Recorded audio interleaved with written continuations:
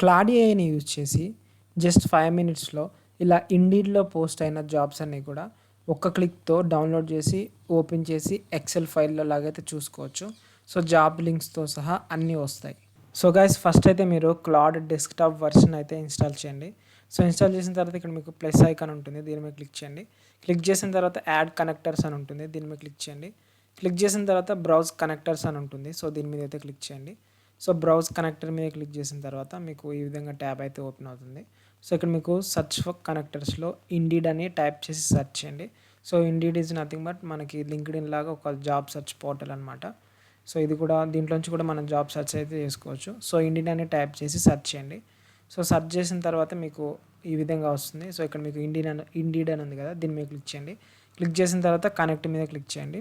So, connect మీద click చేసిన తర్వాత ఆటోమేటిక్‌గా మీకు ఈ విధంగా వస్తుంది. సో, మీకు క్రోమ్ అయితే ఓపెన్ అవుతుంది. సో, మీరు ఆల్రెడీ ఇండీడ్‌లో లాగిన్ అయ్యి ఉంటే ఈ విధంగా డైరెక్ట్‌గా కంటిన్యూ అయితే వస్తుంది. ఇన్ కేస్ లాగిన్ అవ్వకపోతే మీరు లాగిన్ అవ్వండి. సో, ఇక్కడ మీకు అలో మీద క్లిక్ చేయండి.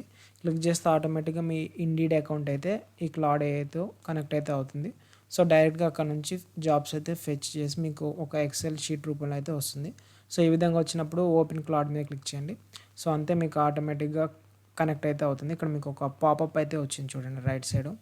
కనెక్టెడ్ టు ఇండీడ్ అని. సో, ఈ విధంగా రావాలి. సో, ఇలా వస్తేనే మీకు మీ క్లాడ్ ఏఐతో ఇండీడ్ అనేది కనెక్ట్ అయినట్టు. సో, దాని తర్వాత బ్యాక్ వచ్చేసేయండి. సో, బ్యాక్ వచ్చేసిన తర్వాత ఇక్కడ మీకు ప్లస్ ఐకాన్ ఉంటుంది. సో, దీని మీద క్లిక్ చేయండి.